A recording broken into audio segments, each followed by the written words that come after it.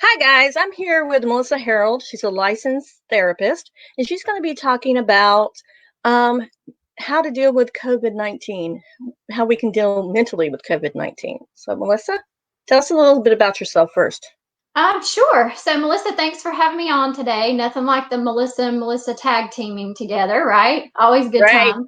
I am a licensed clinical mental health counselor with approximately 20 years of years in the trenches, I guess you might say. But I've done a lot of work also in disaster recovery work over the last 3 years, helping our communities recover socially and emotionally from impacts, particularly here in Eastern North Carolina from Hurricanes Matthew and Florence. So, walking into a pandemic after a back to back hurricane hit for our communities, particularly, is difficult. Of course, this is a global event, so it's impacting every single person on the planet, which is just kind of a surreal thing when you think about that. So, I'll talk a little bit about where we are in this process. Um, Initially, when this all started, we kind of all went into fight or flight. You know, you saw folks stocking up on things, getting their home ready, almost like you really would before you anticipated a hurricane coming or something that you could kind of plan for. And then I think everybody kind of hunkered down and said, okay, we're ready, we're ready, let's do this. Now we're kind of getting into this phase where folks are a little bit tired of this, and it's starting to really wear on people. And the bad thing about that is we're going to be in this situation for quite a little bit longer. And I think that's where the mental health piece begins to really take effect for people. So, one of the things I'm doing with my own clients in therapy is we do a lot of what's called grounding. Now, I have 3 teenagers and they do not like to be grounded. That is a bad thing. But when you are an individual who is experiencing an acute stress reaction, grounding is a really good thing. So, what that means is we're outside of ourselves when we're feeling all of this fear, what's going to happen, and we don't know. We get all up into what's called the amygdala of the brain, and it just keeps us in this state of fear. So, when we ground ourselves, what that helps us to do is to come back into the moment. And that's really where we want to be, is in the moment. And that's hard for us, particularly those of us as Americans, because we live kind of for the future, or a lot of times we may be stuck up on things in the past. So grounding helps us to stay centered and in the moment. So one of the tips I've been sharing with my clients over the last several weeks is, if you have, I know we all love our devices, our phones and our watches and things. I've had them to set a reminder 4 times a day on their device. And when that reminder goes off, whatever they're doing, they are to stop and to take 5 really deep breaths. And the goal of those kind of breaths is to exhale longer than you inhale. So if you inhale for 4 counts, you want to try to exhale for 6 counts. And as you continue to practice, then try to exhale for 8 counts. So those 5 grounding breaths will just help to bring you back into your body and help you to be more focused as you're going throughout your day. So that's one of the techniques that is very helpful for people. And it's you carry your breath everywhere you go. And that's very important for what we're looking at there. So really trying to stay in the moment. This COVID-19, the information changes every minute. And that's another thing I encourage folks, is to watch out for how much you are staying on the news or what you're watching on social media. Those kind of things can actually just feed the fire. So checking the news once a day, particularly your local news, because county by county things differ, and adhering to what the guidelines are for that. So those are kind of some of the big ones for that. Also getting out into nature. I know in my neighborhood, I've noticed a lot more people taking walks, riding bikes. Have you noticed that where you are? Yes, a lot. And yeah, and I think that's a really good thing. Nature, by its natural, what it is, nature, it is a grounding effect. So getting outside in and of itself just really helps us to feel more centered and able to kind of be in the present moment. So that's another thing that can really be helpful, particularly for children. What do you think about this? groups now that are demonstrating in Raleigh about the reopen North Carolina. What do you think about that? Do you think that's going to be hazardous to us, or do you think it's something that politicians should look at? I think that this is a very difficult situation. So I have a background and training in public health. So when I have my public health hat on, I say we really have to respect this virus because it is so scary. Early on, it was we were really trying to protect the vulnerable, but now we read stories about healthy people in their 30s, 40s that succumb to this lung damage that happens so quickly with this. So from a public health standpoint, I say we need to really think very carefully before we do that. But also, I've owned a small business in my lifetime. And as a person who owns a small business, I understand the economic impact that has on families. So I think we have to put the best minds around the table. If it's North Carolina, I think you've got to bring public health people to the table, economic people to the table, and have these discussions around where's the middle of the road? How can we help these businesses thrive while we're also protecting public health? Now, I know you're in the same situation that I am in, having a senior this year in high school, that it's the unknowns. Let's talk about how we can help those that are either seniors in high schools, those that have kindergarten graduations, those that are middle school graduations, those that are elementary school graduation, also along with the brides who weddings have been disrupted by COVID-19. Absolutely. As we were talking earlier, I mean, this touches everything in everyone's life. And, there are times I think it can be, we might want to minimize something for someone like, well, that's not a big deal. But to that individual, it is a big deal. I mean, your wedding day, your senior graduation. I mean, our girls would have had a senior prom coming up this Friday. So how I'm approaching it with my own daughter, and I will actually have my first blog in a year coming out on Friday that I'm really going to address this a little bit more. So that'll be a fun time to share with everybody. But you know, they need to be allowed to grieve. And I'm hoping that one of the things that will happen is that they will get to have some of these celebrations. I'm hoping for some of these kids, they will still get to have a graduation and prom or something to simulate closure for those things.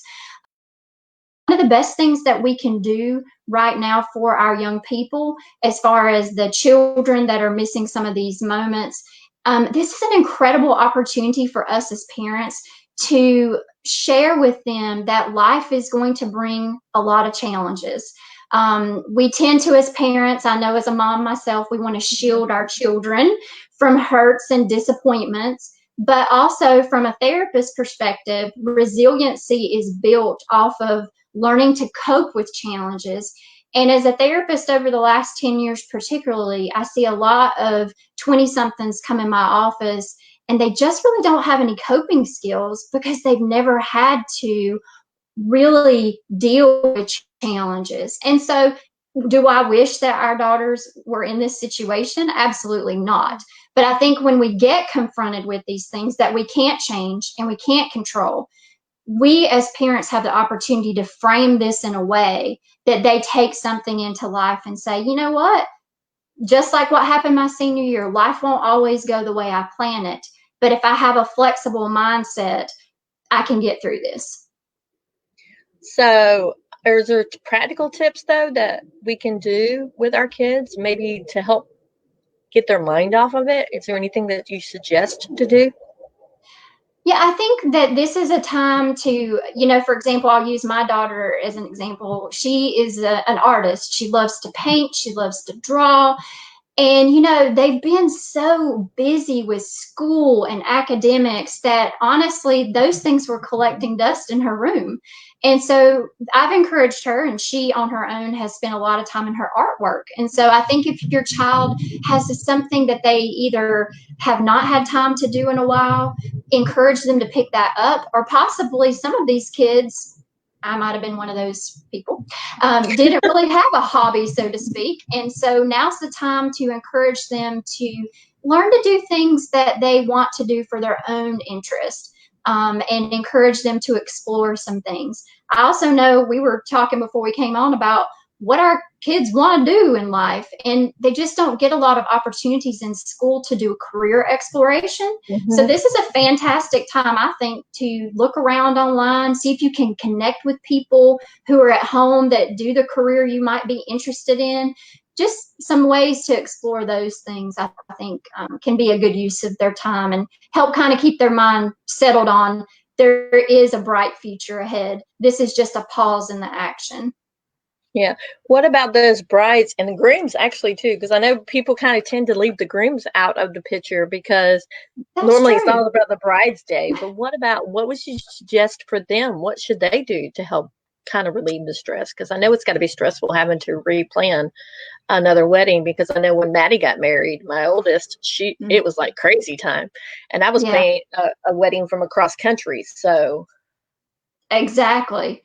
Well, I just recently saw a friend of mine that her daughter, her son and to be daughter-in-law just rescheduled their wedding for, I believe, August. But luckily for her, they were able to get all their same venues and things, which is pretty rare, but it did work out for her. So I think I would just encourage them as a couple to focus on, the wedding is special, but they're starting out their life together. And again, just sort of like with the kids, you're going to meet bumps in the road along the way when you're married, unless your marriage is perfect, maybe. Right? Marriage is a give and a take, and there are going to be challenges. And so, you know what? They're kind of starting off with the initial challenge. But I think if they want to postpone their wedding to have what they want, then good things come to those who wait. So, and I've seen other couples have just gone on and gotten married in small ceremonies, and maybe later on they could have a big celebration and party with their family. I assume that's what some of them are going to do. But yeah, yeah, and the grooms, you're right, they do get left out. I also have another question, kind of piggybacking on that one. What about these couples that are now, like most of them, both of them are work from home and they're with each other 24/7? Luckily, Raul is still considered essential, so he's leaving. But for these couples that have husbands, wives, significant others that are with them all the time, how can they deal when they're not No, used this to is it? a very valid question, and as a matter of fact, we have some hotlines that are set up for mental health across the state, and so we have a little powwow about what's coming in and what are the calls. And this has actually been one of the big ticket things. And so I'm going to talk briefly about just relationship piece, but also something to be significantly aware of is that we are already seeing an uptick in domestic violence because of this. And we have to remember that now people are quarantined with perpetrators and in dangerous and difficult situations. And so there really are a lot of just so many angles to this and what it brings. You're protecting health on one side, but we're also causing other issues over here. But as far as just day-to-day relationships, I think communication is always our number one tool when we are in any kind of relationship. And so I think you have to be honest with each other and say, look, what part of this is working for you? I don't really like it when you're sitting by me 24/7 when I'm trying to do my work, or I need a break. And many of these families have not only the couple together, but now children are up in the house all the time as well. Mm-hmm. So, you've got families that were, primarily most families are what I like to call on the run. So the day was get up, go to work, go to school, run to activities. So this is a very different pace than the whole American family is used to, period. So there's a lot of adjusting that has to go on with this. But I think if you're a person that needs a lot of quiet personal space, that would be me. You just have to say to your partner, like, hey, I'm in my room. I'd like to not be interrupted for this amount of time. Maybe if people want to go for walks, you go for walks separately sometimes. You don't do everything always together. But yeah, it definitely is challenging. And another piece too, we talked about domestic violence here, but the calls for reporting abuse and neglect in children are significantly down. And that sounds like a really good thing, but that doesn't mean there's less abuse and neglect going on. We've just lost all the eyes that were watching the children. So primarily children were at school, reports came in from the school. Children aren't at school. They are home with folks who may be, perpetrators for their situation. So, as far as the behavioral health outcomes from this, obviously we protect physical life and property first, but the social and emotional that's going to come, it's just going to be a lot. Now let's talk about the small business owners, because I know a lot of it will come back, like a lot of stress that they're under. It may feed down into the family. So let's talk about how some small business owners can kind of decompress, so to speak. Yeah. Yeah. And like I said, having owned my own business for 7 years, I do appreciate that stress. I mean, we used to say you eat what you kill. I mean, if you're not bringing in income, there's no one floating your paycheck. That's very stressful for families, particularly if it's a family where the business is the family business. And that's that only source of income for them. I think about a lot of folks here in Wayne County who own restaurants or, family led businesses. It's a big part of our community. So I think what I would encourage folks to do in that situation is sit down and literally make a list of all the things that are stressing you about that business, or how it's impacting you and your family. And then take that list worry by worry and say, okay, what can I realistically do about this particular piece? If there's something within your control that you can do to help with that, then you tackle it. If there's absolutely nothing that you can do, it's all without your control, you just have to put it away. I mean, there's really just nothing we can do about that. And thankfully, there are some good programs that are looking to support small businesses. Get out there and look for those grants and loans and things that you can. And this is also a time to be humble and lean on people. Often, if you are a business owner, a small business owner, you're pretty independent, pretty strong-willed, because it takes that kind of tenacity to run a business. So pride can get in our way sometimes. And so I would just encourage people, this is a time, we're meant to live in community. And if you need help or support, reach out for it. This is not the time to try to fix it yourself. How about And those that are being unemployed now because of COVID-19, that they literally have lost their job because they can't, the places have shut down. So yeah, and my sister is a small business owner. She's a hairdresser, so her salon has now been closed for the whatever length of time since the governor closed here in North Carolina. So I know she's definitely in that boat. And several of my own staff, we just wrapped up a program on March the 30th, and many of them were promised jobs in certain areas that have not been able to start because of this. So the unemployment is a really big piece. And unemployment is more than just financial resources. I myself was unemployed for 6 months, and it was a very depressing time. More so than the money, it was a personal, just lack of purpose and lack of a reason to kind of get up and be in the world. So unemployment has many, many things. I think for those folks, my biggest mental health advice would be to remind yourself that this is temporary, and also to remind yourself that you are in a large, not a boat, but a ship of people who are in that same thing. Now, does that discount your personal experience? No, but I do think it is a little bit different than when folks are unemployed and kind of they're on their own. The whole world seems to be going on around you, and this thing's happening. You see, there are lots of people who are in your same situation. I think also it's a time to think outside the box.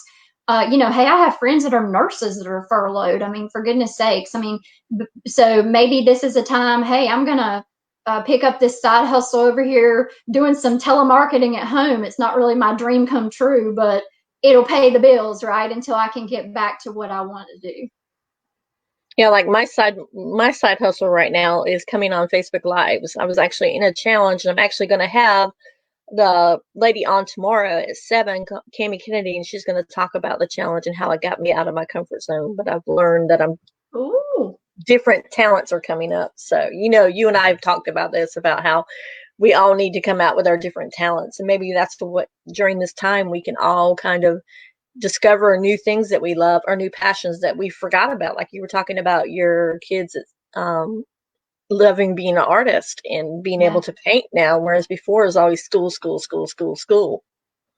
But that's such a great point, Melissa, because I do think that as a society, we become so locked into the hamster wheel, so to Mm-hmm. speak, and that we are kind of locked into things because of obligations and commitments and financial responsibility often.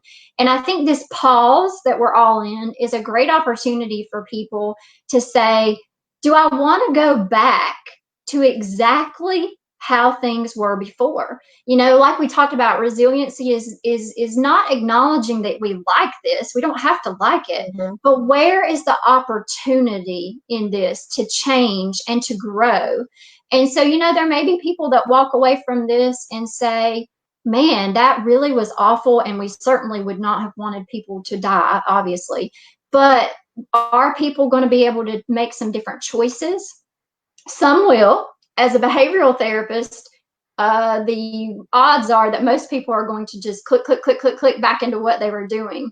So I think if you find during this time that you're realizing there was a lot of dissatisfaction in the pace of life or the things that you were doing, you're going to have to make a really strong effort to change those things. And that's a place where professional counseling can be helpful for a lot of people, because a lot of times people want to change behaviors, but they really just don't know how, because it's very ingrained. Breaking habits is difficult. Mm-hmm. That's true. I know one thing, this is kind of lighter in the moment. I know that one thing that I've decided to do is get internet out here in the log cabin, because everybody's on the internet in my house, and it's like, okay, and I have to do a hotspot No, on my it's phone. true. So, yeah. Well, and I think it's amazing to me that the whole internet just doesn't crash, period, between everybody Zooming and online schooling. And, we're telehealthing as therapists. So, it's just, and that's a place where I broadened myself, because I've always been very anti teletherapy. I like to be in the space with my people, and Mm-hmm. I still love that. But I have found some really neat things about teletherapy for any of folks that are watching that have kind of been hesitant about wanting to do telemedicine. For me as a therapist, I get a really good glance into their world. Often if I'm talking with a mom, her child might walk up and say something, and I get to see that interaction. I've met their pets. So you really kind of get this layer of dimension that you do not get when that person's just in your office. That's kind of cool to see a little bit of the background, so you can maybe Yeah, help treat them a little bit better. That's a great yeah, way, a great positive way to look at things. Now, yeah. you have a program that actually was postponed because of COVID-19. Tell us a little Yes. bit about the program. Tell us about tell us about when it was supposed to be, why you ended up postponing it, and then tell us about the program. Sure. So the program is called Mama Needs a Minute. And the idea, we were going to do the program the weekend before Mother's Day to kind of give moms a break and an outlet to go to.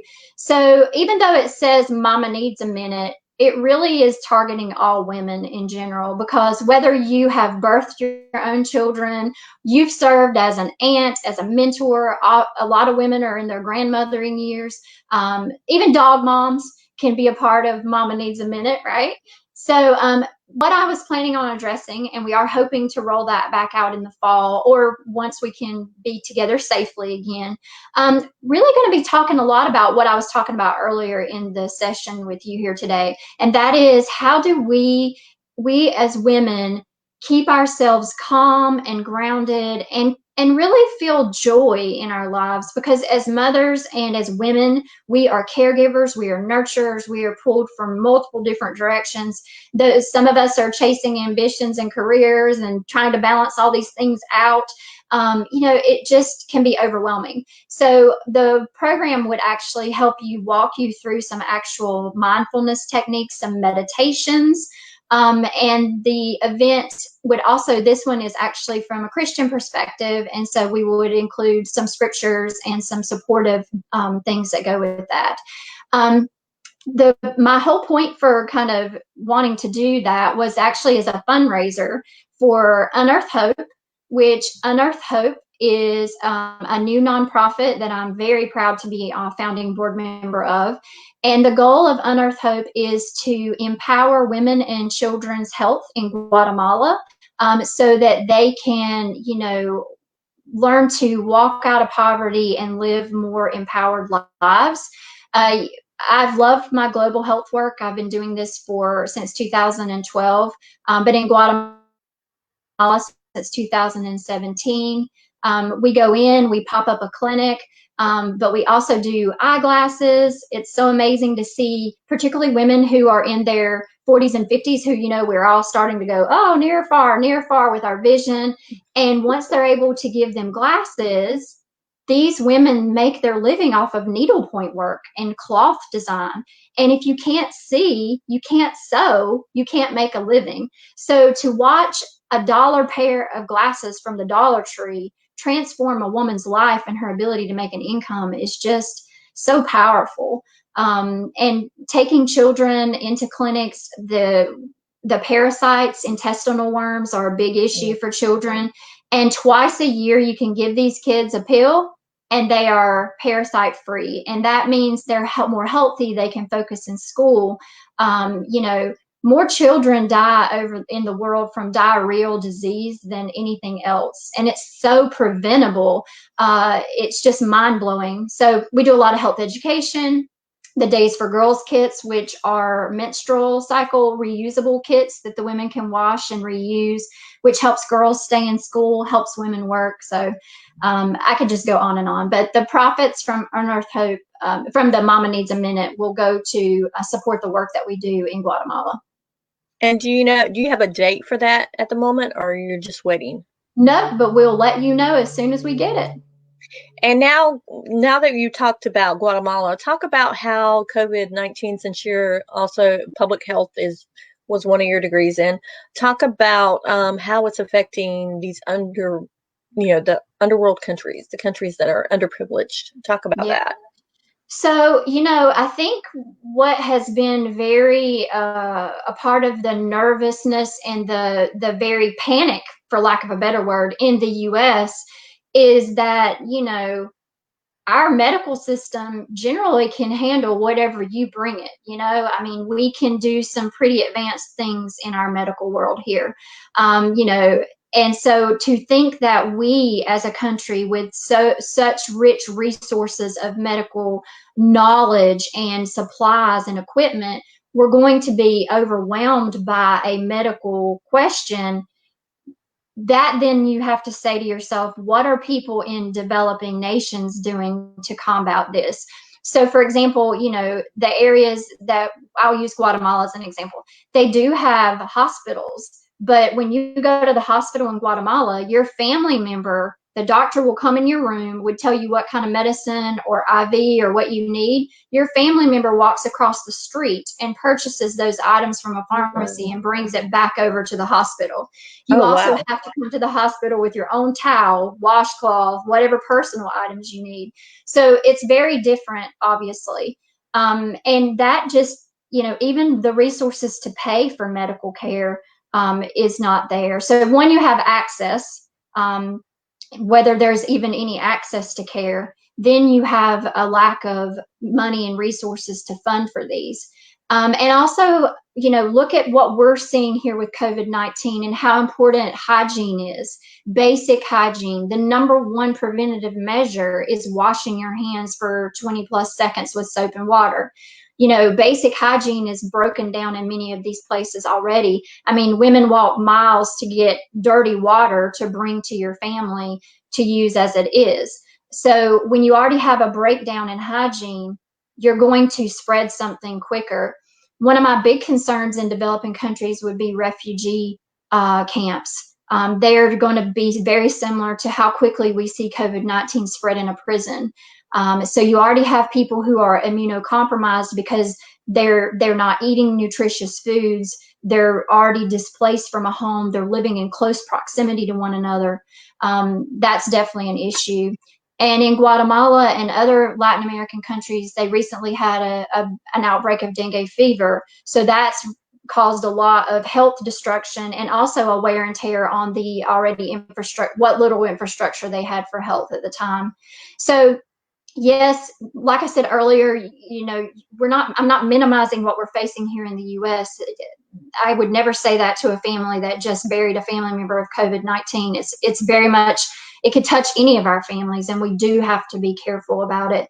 But I do hope that when this is all said and done, those of us who are blessed enough to live with access, and yes, we have issues here in the US, but it is very different than, I'm thankful I didn't have to give birth in a birthing hut with no access to, first of all, pain medication, but access to, if you start to hemorrhage in these countries, you're gone. Maternal deaths is a leading cause of death because of hemorrhaging, and or your baby's not in a proper position that can't be delivered without C-section. Who's going to do it, right? And where would you go to do it? So, there's just a lot to think about. The fear that we're experiencing now as the U.S.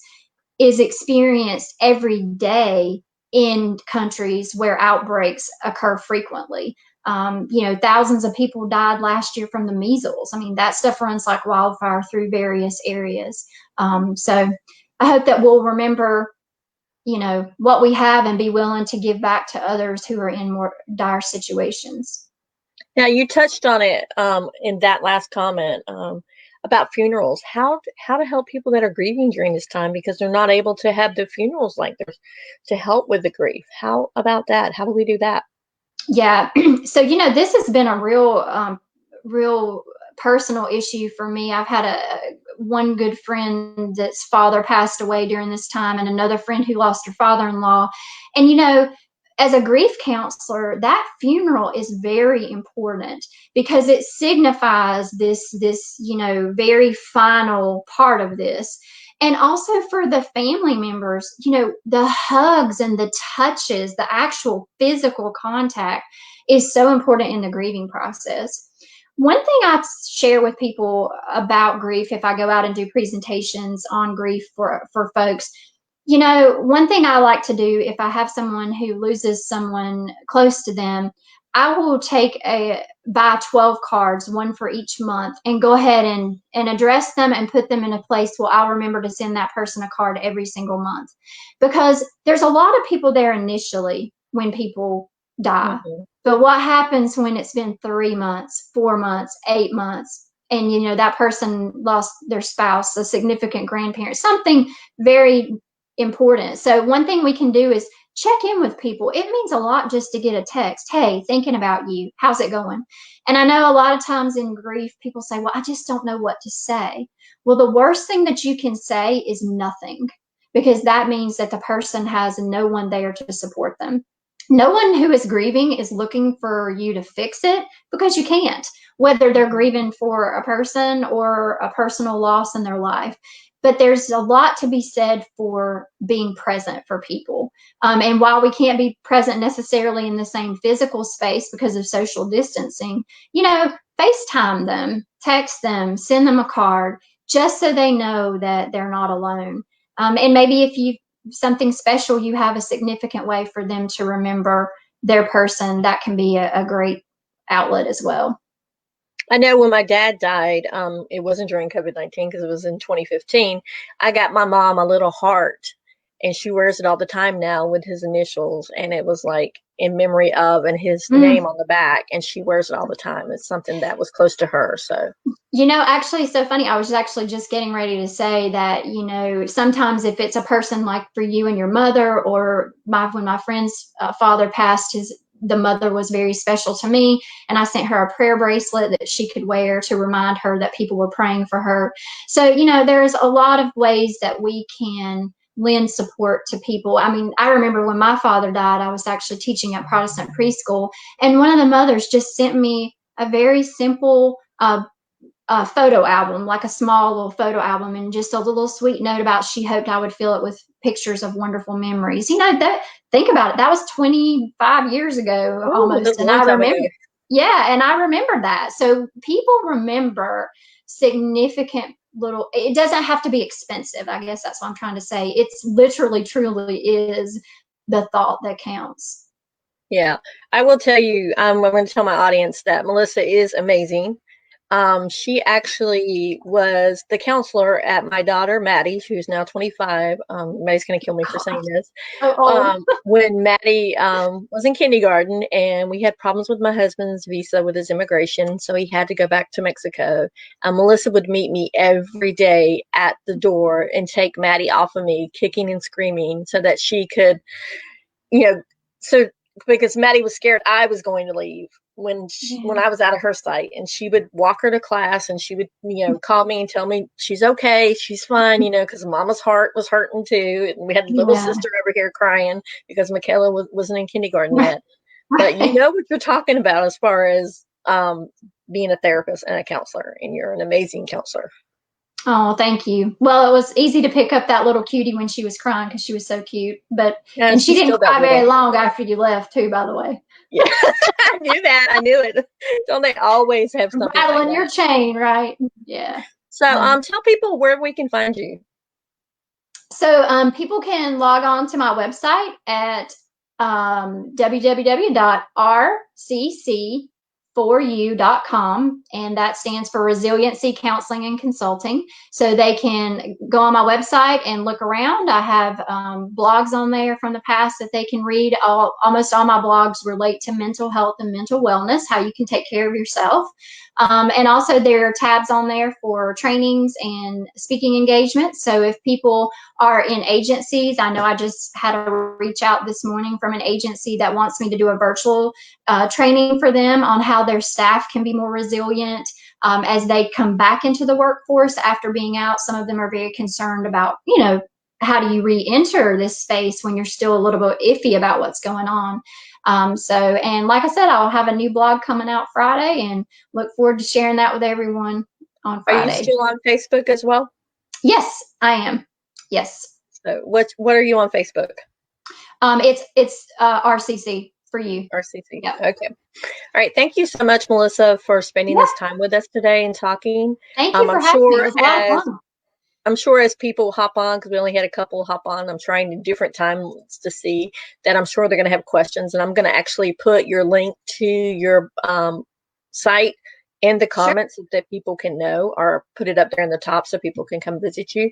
But thank you so much for doing this for me. Yeah, it was fun. Have a good one. All right. Bye.